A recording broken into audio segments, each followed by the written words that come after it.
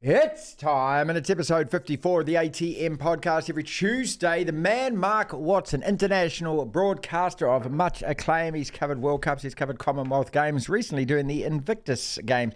We're talking about the Rugby World Cup, all the goings on. The Warriors, how goddamn good, and how good is that crowd? Ryan Fox, Liam Lawson. What do we learn about the All Blacks versus Namibia if we get time? Apologise to me! We're going to shelve that and park it, Watto. Because let's kick it with the Warriors. This is the best sports story in this country this year. I think it's bigger than the Women's World Cup because I actually think that it has engaged people at a level and in a way that, well, I have not seen many sports and instances do. No, look, I agree. Look, the Women's World Cup had the World Cup around it, and because of it being women's sport, as I said, I think it got a lot of media attention to get people in behind it. I think, the Warriors have been going 28 years. They've always had a following, almost wooden spoon last year, now one game away from making the NRL Grand Final. Look, as I've said previously, I think New Zealand just has this rich history, don't we, in our sport, where we just have these moments. You go back to the All Whites in 1982. I'd imagine the hockey did a similar thing in 1976. We've had America's Cup where there's just been this real sense of nationalism where it's not just where it's gone beyond its niche, it's gone beyond just its tribalism and its pure league audience, and it's transcended just if you're a sports fan. You don't even need to be a sports fan to have people in the street going up the wires. It's become part of the vocabulary a little bit like neck minute now, and it's part of that New Zealand it's part of very much our sort of uniquely vernacular. Kiwi. Yeah, it's brilliant, isn't it? Yeah, vernacular. And, what I just love, man, I just love what the crowds are doing. I've never seen crowds like what the Warriors are doing. It's just, I think as I said it last week, it just reminds me of what fans in England have been doing forever, what football fans around the world do. And we've always been a little bit shy. We've always put up barriers. We've always been a little bit too embarrassed to show our true self and show our true colours. And Warriors this year have just taken all of those barriers down and allowed us just to let our hair out and enjoy the occasion. And look, I mean, I'm often asked, do we want to win the Cricket World Cup? Do we want to win the Rugby World Cup? Or do we want to now win the NRL? And I just want to win the NRL. I really do. And I think it's our time. And history in this country says we can do it because we have, as I said, gone on these runs in the past where people haven't expected us to go on them. And what Shaun Johnson's done this year, I think, is another story, which is just a story of complete and utter redemption. A guy who you've changed, was very close to having his reputation. I mean, even you're on the Shaun Johnson bandwagon now. Good Lord. No, but the universe has flipped upside down. But I was saying, Marty, this is a guy who could have finished his career as a bit of a flawed genius, a bit of a prima donna, a little bit like what was the character out of The Wizard of Oz that didn't have the heart? It was the lion, wasn't it? Wasn't the lion where they had no heart? Was it the lion? No, it was the Tin Man had no heart. It was the Tin Man, that's right. Yeah, the lion had no courage. It was the Tin Man had no heart, yeah. Yeah, and I just thought, that Shaun Johnson, and then he's just, he has just turned it around. If you go on, even if they don't now he goes down as one of our greats. We forget the last 9 or 10 years, don't we? We forget all of those sort of lightweight moments. Shaun Johnson suddenly becomes an icon of New Zealand sport and could end up becoming, could potentially go down alongside of the likes of McCaw and stuff in 10 years from now when we look back at the great rugby league players this country's ever produced. Let's talk about the fun aspect, mate, because that's what the Warriors have brought. And this fun has emanated not because the club has conspired or contrived. It has happened because fans have done it themselves. I started the show by saying this. Look, one of the things that's really impressed me is, the Warriorholic, the guy Richie with his drum, all of the podcasts, all of the YouTube channels, all of this has happened. Surely rugby must be looking at this down at the Politburo, Mark, and going, where have we got this wrong? How do we tap into this? Because I'm not saying that people have fallen out of love with rugby, but the control freaks who run the sport. And if you look at the social media of the All Blacks, for example, during this World Cup, it's also boring and homogenised and sanitised, and it is contrived. It's all, all of the players are perfect human beings, and they only ever do charity work, and they go and lay jerseys out in graveyards, and they go and give jerseys to injured players. None of it is real, mate. It's made for TV picture stuff. It's like following a politician on the hustings. All you get is these little cheesy snippets and PR schmuck. And I honestly think, look, people of our generation see through this. I mean, we get cynical later in life, and I appreciate the younger generations look at it with a bit more gooey eye and goggle eye. But unless rugby wakes up and those administrators and cheeseheads down there in Wellington actually, are honest enough with themselves that they've cocked it up, and this little wee NRL club, which isn't a national team, it's an NRL club, has got it right. How did they get it right? What are they doing right? How do we start getting a little bit of that back instead of trying to control the whole narrative and tighten? I kind of feel with rugby is that, you've got your hands tied behind your back the whole time. They're so constricting. The moment you criticise, you're ostracised. They have no sense of humour with it. That's what I'm trying to say. Where's the fun in rugby? Who's out there walking the streets at the moment saying, go All Blacks for the World Cup? We've got a bloody World Cup going on, Mark. You'll never hear that being said. Last night, I was at a graduation ceremony for my eldest son who got his Masters. They're so proud as a family, right? Up the Waz was shouted out probably half a dozen times. There's no one shouting go All Blacks at anything in New Zealand at the moment. Tell me why that is. No, look, I agree with you, Martin. Just firstly, congratulations to your son. He's clearly got his intellectual intelligence from his mum. Yes, he did. Yep, no, but look, we've said this over week after week after week. Rugby, as I said, stop treating us like we are of the highest moral standings. See through us. We're flawed. We do want to have some fun. We do want to let our hair down. We don't want to be sort of, put all into this sort of do-good basket that rugby tends to do. It starts with Sky TV. When was the last time Sky, as we've said every week, when was the last time they had any television show which was slightly engaging, where they slightly challenged the game, they slightly had two people with a real opinion going at it like NRL 360.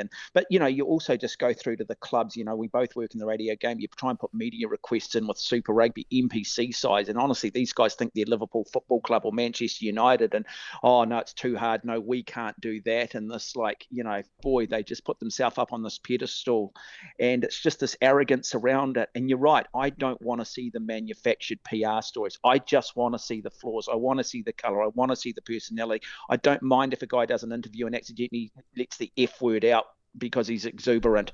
I want to see some of the scandals. I want to hear about maybe a little bit of the niggle that went on at training between the two players because Dane Cole's got in the ear of, his opposite, and it had to be separated and broken up. But but you just want to see the real moments. That they have forgotten that it's about the fan. Again, I'm not sure who they're trying to please. They've become so corporatized and so they've removed themselves from anything to do with their lives. They're targeting about 1% of the population, Martin. Yeah. And we need the multiple narratives. We need reasons to talk about them. We need the little catch cries. We need to bring the fun back, and it's just no longer fun rugby. Honestly, man, I have just had a guts full with trying to get, when Super Rugby's on and different sort of medium platforms I'm on, just trying to get somebody to come on your station. They've got squads of 36. Oh no, there's no one available. Oh no, they're having a day off, and it's just like, really? How many people turned up to your damn game last week? No one. And here I am just trying to promote your damn product. I follow Liverpool Football Club, and, their social media stuff is just brilliant. They take you inside the training. The players are there constantly, and there's players having a bit of a hug, and there's the Dutch guys, and they're all having a little bit of a laugh, and there's Jurgen Klopp, and they all make themselves available, and, and it's constantly about the fan, and it's just so highly engaging, and you just endear yourself to that team. Apologise to me! Rugby World Cup then. I mean, what is going on the field is actually interesting, even though it's a weird one, isn't it? Because we have these big lulls. We've got a lull with the All Blacks after that France game for virtually a month till the quarterfinal. And don't even begin to tell me what you learned from Namibia, because we learnt nothing. I mean, that's the All Blacks playing a training run against a heartland rugby side. And then we play Italy next, and then we play Uruguay. But outside of the All Blacks, who I think we've got to just press pause on, and we wait for that quarterfinal, and let's hope that we actually play well in that quarterfinal. But the rest of it that's going on, Fiji beating Australia lit the litmus paper, didn't it? I mean, that's brilliant. This weekend we've got South Africa, Ireland, we've got Wales, Australia, we've got Samoa versus Argentina, 3 crackerjack matches. So, I mean, I'm enthused about the tournament, I've got to tell you that. Yeah, look, just reduce it to 16 teams. It doesn't need to be 20. I mean, seriously, that's just a glorified fitness session the other day against Namibia. Namibia, they're incredibly excited. They're all having sleepless nights because they know they're going to play the All Blacks and probably take home an All Black jersey. The only thing in it for us is the danger of injury and the danger of yellow cards and red cards, which we saw with Ethan de Groot. I'm like you. I'm just sitting around, hanging around now. I know what the outcome of the Uruguay game is going to be. I probably know the outcome of what the Italian game's going to be, and then I'm just sitting there waiting for this quarterfinal. I mean, you take Scotland. Scotland have played once. They don't now play until the 25th. I know. You know, we had to wait. France had played their second game before Samoa had even played their first. Now, you can talk about trying to grow the game and build the game and, you know, trying to bring some sort of credibility to rugby like it's on the par with soccer by saying we've got 20 teams here. But, I mean, yeah, the reality is you've probably got 8 good teams and then you've got maybe 8 okay teams and then you've got 4 absolute crap teams. And it's just trying to get that balance right. But I'm just hanging around waiting for a quarterfinal now. I'm starting to get impatient. I'm starting to get annoyed by it. I'm with you. You know, it's funny, Sky, you know, and this is where it just does me with this cheerleading and just this appalling aftermatch stuff. The All Blacks have redeemed themselves. The All Blacks have answered their critics. The All Blacks have answered their critics. And you just sit there and go, no, they haven't. No, they haven't. The style of rugby we play, right? The style of rugby we play is always going to equate to about 70 points against the minnows. The style of play France play is going to probably equate to about 40 or 50 points against the minnows. But the style France play against good opposition is actually going to win games. Our style is not going to win the big games. But, you know, I was watching that the other day, Martin, and, you know, those aftermatch things, and really what they should be doing off the back of the French game. And this is not egotistical, but they should actually be having a TV show where there's the likes of me and you sitting in studio with some rugby guys coming off the back of it, and then actually having the honest discussions rather than just trying to sugarcoat this crap and treat us like we're absolute morons, that somehow we're stupid, trying to constantly convince us that it's all okay, that this is part of some master plan. And no one's watching it. And if Sky think people are watching it, it's only because they've forgotten to turn their damn television off, mate. Yeah, I'd love to know what those viewing figures are, to be perfectly honest, for the pre-match and the post-match, because it is, it's just, really, is that as good as it gets? I mean, and I also think World Rugby's feed is lame as well, mate. You know, like there's no, you know, how much does it cost to have a little discussion afterwards, get a few good people together? I mean, the amount of money that gets lavished on the executives and the chairman and the CEO and all their first-class travel and hotels, you know, take a little bit of that fat budget off and give us some actually good shows in and around it. These days, mate, the only thing you can do, you got to search out individual podcasts. You got to actually find your own stuff. You know, and it comes back to the same thing. Rugby is trying so desperately to be something that it's not. It is a really complicated game at the moment. It's disengaged from its public here, especially in New Zealand. And the only thing that they've got is the hope, and it's quite a hope at this stage, because that's all it is that the All Blacks win the World Cup, and supposedly that makes everything okay again, does it? I really fear for the state of the game in this country, and I think that the Warriors actually get to that grand final, the momentum created from that, even this season, means that next year the focus is going to be on that Warriors side as soon as pre-season starts. You know, it's just it doesn't seem a complicated equation to work out for me, mate. But I just think that the powers that be that sit there around a table is there no one that actually this is what frustrates me. Is there no one that sits at these meetings and go, listen, look at what's happening with the Warriors, you goons. We're not anywhere near that. We don't have any of this engagement. No one cares about our product at the moment. Can't you see this? Instead, it's like an episode of Reggie Perrin where you've got great super and they're going to CJ and he's just going, yeah, what a brilliant idea. And no one's actually saying the Emperor's not wearing any clothes here. No, because all they're worried about is, we've got Japan booked in next year. That's another $2 million that'll come in. And we've got another exhibition game in Europe next year. That's another $2 million going in. And that'll keep the Players Association happy. And that'll keep a few more players here.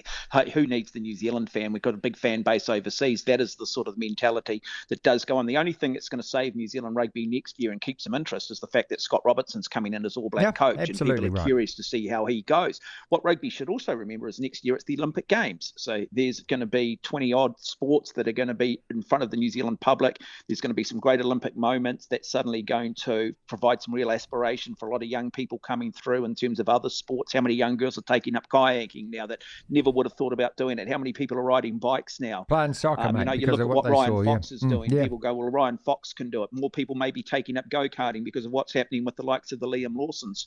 I mean, look at a guy like Liam Lawson. Here's a guy, and I know we're going to talk on him, but here's a guy who just finished his 9th at a Formula One Grand Prix, and he can make himself more accessible to the New Zealand media than I can if I try to go to the Blues in the middle of the season trying to get some damn Blues players on a damn radio show, mate. Apologise to me! Ryan Fox on the program tomorrow, right? So Ryan was all over national media after winning that BMW, and he won $2.5 million, which is more than any All Black gets paid. And yet the All Blacks are now completely shut off. There's nothing. You can't get near them. Everything now is going to be on that NZR Plus. And the day that they turn around and tell All Black fans that you have to pay, that's when the bottom falls out of this. Let's move on from that, because I want to actually finish on a really high, which is Ryan Fox and Liam Lawson and the achievements of these two. Ryan's gone through a hell of a year this year. Some real big personal stuff has happened. He's had another little baby, plus, of course, lost his father-in-law. So the real highs and lows of life. And, to mentally wear what he went through in that final round and beat that field, that Ryder Cup field behind him, just an extraordinary win. It's probably the highlight of the sporting year so far for me on an individual basis. And then Liam Lawson finishes 9th in the GP, and there's every chance he gets a ride next year. You're exactly right. And these guys are overachieving at the moment. We're all in love with it, aren't we? It's like the Warriors on a roll. And somehow, New Zealand Rugby, you've got to understand that it is only about the paying public, your punters, your fan. I don't know how I can explain this any clearer, but until you reverse it, get on the other side and start looking back inwards at your game and go, what do the people want? And until you're even prepared to ask that question, because you can't answer it until you're prepared to ask it, Mark, nothing is going to change. And we've been talking about this, you and me, for what, 8 months now? Oh, mate, 20 years now? I still go back to an article I wrote 18 months or back 7 years ago, mate, where I said the next administration will be cleaning this mess up. I remember getting, castigated, and everybody, oh, you don't know what you're talking about, all this rubbish and nonsense. And maybe it's because I come from a different sporting background, and therefore, and same with you, Martin, we're across a lot of other sport, and we just sort of see what is happening. But yeah, look what Ryan Fox did. It's only when you look at that leaderboard you just start to realise the magnitude of that achievement. He's he's an uncanny looking fella, isn't he? He's a bit of a throwback to the old looking golfer. He's not exactly. He's not muscled up, and he's not. He's not a gym guy. To be fair, I'd still like to see him a little bit fitter. I still think he could be better than he is, but it just shows the enormous potential and talent this guy does have, man. He is unbelievable. But you say that's the moment. I still think on the grand scale of things. I mean, in golf, you've got an opportunity every week. I just think this Liam Lawson story. I still just think about. I don't know how many people have ever driven up, or probably in the South Island even familiar, but just go through Pukekohe, go through that area of South Auckland, right on the sort of right on the Bombay Hills, and you'd think, man, a little guy comes out of here, he's only 20 odd years of age, and he's finishing 9th in a Formula One Grand Prix, man, which is just one of the, it's up there with tennis, isn't it? It's right up there in terms of golf. It's right up there in terms of the biggest sports in the world. And boy, what just a wonderful story. Gets his dad over there, and again makes himself so interested in the media. And meanwhile, let's go back to rugby. Oh no, we can't play 5 games in a row because we're tired. And I might go overseas if you don't pay me another $200,000 a year. And I can't have a full-time job because we just don't have time to train. And then you get our women's rugby players the same. Oh no, we need to train full-time. And you're like, no, you don't. And everybody buys into it, all the rhetoric, and yet you've just got guys, isn't it? Guys who just get out there, have to do it on their own, have to sleep in the back of the cars, have to go and find their own finance, have to manage themselves, achieving things. And all we've done is just continue to dumb rugby down, mate. And sport could learn a lot from those guys. I've always seen it in individual athletes. A champion will always find a way of becoming a champion, and and I think New Zealand's been that. But yeah, look, the biggest challenge for rugby, as we said, we've only got a population of 5 million. We just don't have scale. And I was actually talking to a guy the other day, Bernie Allen. Now, Bernie played for Auckland back in the 1960s and 70s. He's just finished his chairmanship as head of the Barbarians, heavily involved in rugby. And he said, the disappointing thing, Mark, is there's some great rugby being played in the NPC at the moment, but he feels it's already tipped over the edge. And I sort of got the feeling from him that he doesn't believe there's a way back for it. And that is incredibly frightening, isn't it? That the once mighty All Blacks could end up becoming the Wales of the 1980s. Devlin. You better believe it! The platform.